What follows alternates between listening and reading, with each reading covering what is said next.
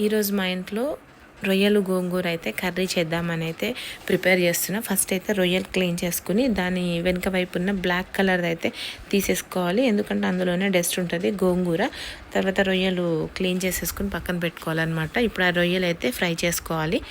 Fry చేసుకున్నప్పుడే అందులో కొంచెం ఉప్పు తర్వాత పసుపు కూడా వేసేసుకుని కొంచెం ఫ్రై చేసుకుని పక్కన పెట్టుకోవాలి. ఇప్పుడు గోంగూర క్లీన్ చేసుకున్న తర్వాత కొంచెం ఆ గోంగూరని వేపుకోవాలన్నమాట. గోంగూర అందులో కొంచెం పచ్చిమిరపకాయలు ఇవన్నీ వేసి వేపేసుకోవాలి, ఎందుకంటే పచ్చిమిరపకాయలు గోంగూర కాంబినేషన్ చాలా బాగుంటుంది. అట్లా పేస్ట్ వేస్తేనే బాగుంటుంది అనమాట.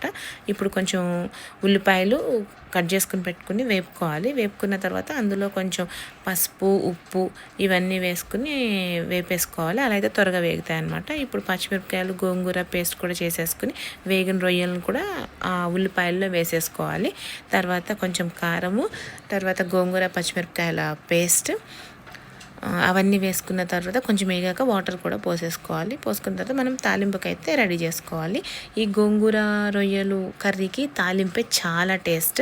ఇందులో వెల్లుల్లిపాయలు అయితే ఎక్కువ వేసుకోవాలి. వెల్లుల్లిపాయలు వేసుకున్న తర్వాత అవి బాగా వేగిన తర్వాత జీలకర్ర ఆవాలు ఎండుమిరపకాయలు కూడా వేసుకుని వేపేసుకోవాలి. వేపుకున్న తర్వాత లాస్ట్లో కొంచెం కరివేపాకు కూడా వేసేసుకుని వేగిపోయిన తర్వాత మొత్తం ఈ కర్రీ అంతా వేసేయాలి. కొంచెం ఉప్పు అవన్నీ చూసుకొని తక్కువైతే ఇంకొంచెం ఉప్పు యాడ్ చేసుకోవాలన్నమాట.